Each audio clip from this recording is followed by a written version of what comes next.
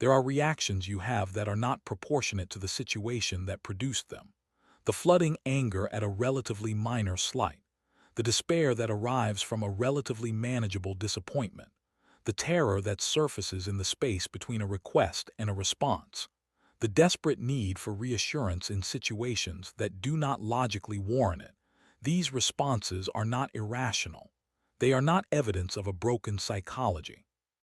They are the responses of a younger version of you, one who is still alive inside you, still responding to the world, still trying to get what it needed, operating in a context that has nothing to do with the original wound, but that it has mapped, through association, onto that wound's shape. The concept of the inner child is not simply therapeutic metaphor. It is a description of an actual psychological reality, the persistence of early emotional experience in the form of neural pathways, emotional responses, and relational patterns that were formed in childhood and that continue to operate in adult life. The child you were is not gone. The experiences they had are not gone. The needs they had that were not met are not gone. They live in the body, in the reflexes, in the disproportionate reactions that appear in the situations that, to some part of you that operates below language, look like the original situation. This audiobook is about finding that child, understanding what they are doing and why, and beginning the specific, profound, life-altering work of giving them what they always needed, not from the people who could not or would not provide it then, but from you, the adult you have become, the one who has, if you will do this work, exactly what the child was waiting for. Part 1. How the wounded child lives in the adult. Developmental psychology is unambiguous on one foundational point. The experiences of early childhood are formative in a way that no subsequent experience fully matches. Not because childhood determines adult destiny, that determinism is an overreach, but because the neural pathways formed in the early years, when the brain is at its most plastic and the emotional regulatory systems are at their most impressionable, become the default configurations through which all subsequent experience is processed. They are the water in which the adult swims, so thoroughly the medium of experience that they are rarely recognized as structures that were built and can, with deliberate work, be rebuilt. The psychiatrist and researcher Bessel van der Kolk documented, in his landmark work on trauma, that adverse childhood experiences are encoded not primarily in the narrative memory, the story you tell about your childhood, but in the body, in the autonomic nervous system responses, in the patterns of physiological arousal and shutdown that the child's body learned in relation to the specific stresses of their early environment. These bodily encodings do not respond to insight alone. They respond to experience, to the accumulation of new experiences that provide the nervous system with a different set of data than the original environment produced. The psychologist John Bradshaw, who popularized the concept of the wounded inner child in the 1990s, described adult dysfunction as, in many cases, the acting out of unmet childhood needs. The adult who became the overachiever is often the child for whom love was conditional on performance. The adult who cannot tolerate conflict is often the child for whom conflict was genuinely dangerous. The adult who cannot receive care is often the child who learned that needing something was a vulnerability that would be exploited. The adult behavior, however baffling it seems in its current context, is almost always perfectly logical in the context of its origin. The developmental psychologist Daniel Stern described the self as a set of self-with-other patterns, learned, deeply encoded experiences of how interactions with others go, what they mean, and what can be expected. These patterns, formed in the early relational environment and confirmed or modified by subsequent experience, are the invisible script of the adult's relational life. The person who expects rejection anticipates it, prepares for it, and sometimes produces it through the defensive behavior their anticipation generates. The person who expects abandonment clings in ways that strain the relationship and sometimes produce the leaving they feared. The script is not destiny, but it runs, automatically and powerfully, until it is seen clearly enough to be consciously revised. Seeing it clearly requires a specific kind of honesty about the connection between the present reaction and the past experience. When the disproportionate response arrives, the flooding anxiety, the sudden collapse of confidence, the inexplicable rage, the practice is to ask not what is wrong with me, but what is this familiar? What does this situation remind me of? When did I first learn to respond this way? The answer, when it is honestly pursued, almost always connects the present reaction to an experience from the original environment. And the connection, once made, changes the nature of the response, not eliminating it immediately, but introducing the distance between the present reality and the past wound that makes genuine choice possible. The child who is running the show is not a metaphor for irrationality. They are the intelligent, adaptive, self-protective response of a person who learned specific things about how the world works and how to survive in it. Those things were true then. They were the accurate reading of a real environment. And they are running now, in a different environment, with a different person at the wheel. And the adult in you has the capacity and the responsibility to see what is happening and to respond from the present rather than from the wound. Part 2. What the child needed and did not receive. Every child has fundamental developmental needs that, when adequately met, produce a secure, resilient, self-respecting adult. When they are inadequately met, not necessarily through cruelty or deliberate harm, but through the ordinary human limitations of caregivers who were themselves imperfectly raised, the gaps become the template for the adult's relational patterns. Understanding what was missing is not an exercise in blame. It is a diagnostic, the identification of the specific developmental needs that were unmet and that are still, in adult life, organizing the search for what was never received. The first and most fundamental need is unconditional positive regard, the experience of being valued not for your performance, your behavior, or your usefulness to the caregiver, but simply for existing. Being loved for being, rather than for doing. The child who receives this develops what the psychologist Carl Rogers called a positive self-concept, a baseline sense of their own worth that does not require continuous external confirmation. The child who does not receive it grows into the adult who is perpetually seeking it, who measures every relationship for evidence of being valued, who cannot fully relax into being loved because the condition of the love feels uncertain. The second need is attunement, the experience of being accurately perceived and responded to. The parent who can see what the child is feeling, reflect it back clearly, and respond in ways that are genuinely matched to what the child needs. The child who receives this develops what researchers call affect regulation, the capacity to manage their own emotional states because they have, repeatedly, experienced those states being managed in relationship with an attuned other.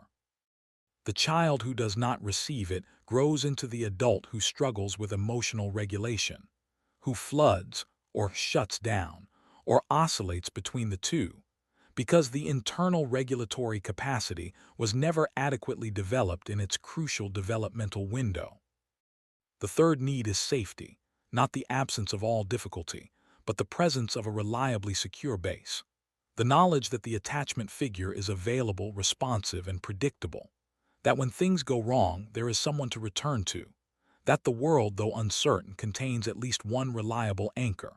The child who has this develops exploratory behavior. They venture out, take risks, try new things because they know where home is and that it will be there when they return. The child who does not has no safe base from which to explore. They either cling to whatever approximates safety or they learn to need nothing and no one, because needing and not receiving is too dangerous to risk repeatedly. The fourth need is to be seen and known, not just loved but genuinely perceived in one's specific individuality. The child who is seen not as the child the parent wanted or needed, but as the specific, particular, unique person they are.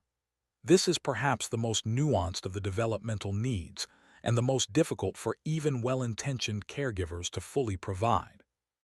It requires a quality of attention and curiosity about the child's actual interior life, what they actually feel, what they actually want, who they actually are, rather than the projection of the parent's own needs, fears, and unlived life onto the child's development. Identifying which of these needs was inadequately met is not the end of the work. It is the beginning of understanding what the adult self is still searching for in its relationships, its achievements, and its patterns of engagement with the world. The adult who is searching, unconsciously, for unconditional love in every relationship. The one who is seeking the attunement that will finally regulate the emotional flooding. The one who is building achievements in the hope that they will finally produce the sense of being seen and known. Each of these searches is understandable, legitimate, and ultimately unfulfillable by the external world alone. Because what the child needed and did not receive can only be given now by the adult who finally understands what was missing. Part 3. REPRNTNG, What it means and how it works. Reparenting is one of the most important concepts in modern therapeutic psychology. It sounds, at first description, like an exercise in fantasy or self-indulgence, the idea that you can give yourself what your parents did not. But the research basis is solid and the clinical outcomes are consistent. The brain changes through experience. New experiences of being cared for, even when the caregiver is oneself rather than a parent, can produce neurological changes that are functionally equivalent to having received that care in childhood. The brain is not fooled, but it is responsive, and the deliberate, repeated, emotionally engaged practice of providing for yourself what was not provided, then, is one of the most powerful therapeutic interventions available. The psychologist Jeffrey Young, who developed schema therapy in the 1990s, describes reparenting as the provision, by the adult self or by a skilled therapist, of the corrective experiences that the developmental environment failed to deliver. Not the rewriting of history, the past cannot be changed, but the provision, in the present, of the experiences that the nervous system still needs. The experience of being valued unconditionally, the experience of having emotional states accurately perceived and responded to, the experience of genuine safety in relationship, the experience of being seen as the specific person you are. What does this look like in practice? It begins with the capacity to recognize when the wounded child is activated, when the disproportionate reaction or the familiar flooding or the automatic defensive behavior signals that the younger self is responding. In that moment, the reparenting move is to pause and direct a different quality of attention inward, not to suppress the child's response. To witness it with the specific quality of warm, non-judgmental attention that the child needed and did not receive. To say, internally, I see you. I understand why you feel this way. This is familiar to you and makes complete sense given what you have been through. And I am here now. You do not have to manage this alone. The clinical psychologist Paul Gilbert, whose research on compassion-focused therapy has produced some of the most robust evidence in the field, describes the self-compassion practice as essentially the activation of the brain's soothing system, the parasympathetic, caregiving system that is activated in response to the perception of distress. When the soothing system is directed inward, when you direct toward yourself the quality of warmth and care you would direct toward a distressed child you loved, it produces physiological changes that are measurably different from and measurably more beneficial than the self-critical responses that most people default to in distress. The reparenting conversation is not a single conversation. It is an ongoing, daily, slowly deepening relationship between the adult self and the younger self that still lives within it. A relationship built through the accumulated small experiences of being met with warmth rather than judgment, of having needs acknowledged rather than dismissed, of having the authentic response, however young, however frightened, however not appropriate to the current context, received with the understanding that it is the response of someone who had very good reasons for developing it. The healing that reparenting produces is not the elimination of the wound. It is the development of a different relationship to it. The wound remains in the record. What changes is the quality of care that surrounds it. The adult who has learned to reparent themselves does not react to the wound's activation with shame or self-judgment, the responses that double the original pain. They respond with recognition and warmth, with the specific quality of attention that says, "I know where this comes from, I understand why it is here, and I am going to take care of this." That response is, in itself, the healing. Part 4. The PATTRNS the child CREATED, and the adult maintains. The inner child does not only appear in moments of emotional flooding, it appears in the patterns, the recurring dynamics in relationships that feel like scripts you cannot stop performing, the specific ways that your closest relationships tend to go when the stakes are high enough, the defensive strategies that appear, reliably, in situations that resemble the original environment closely enough to activate the original responses. These patterns are not random. They are the child's solutions to the specific problems of its developmental environment, solutions that worked then and that the nervous system is still deploying.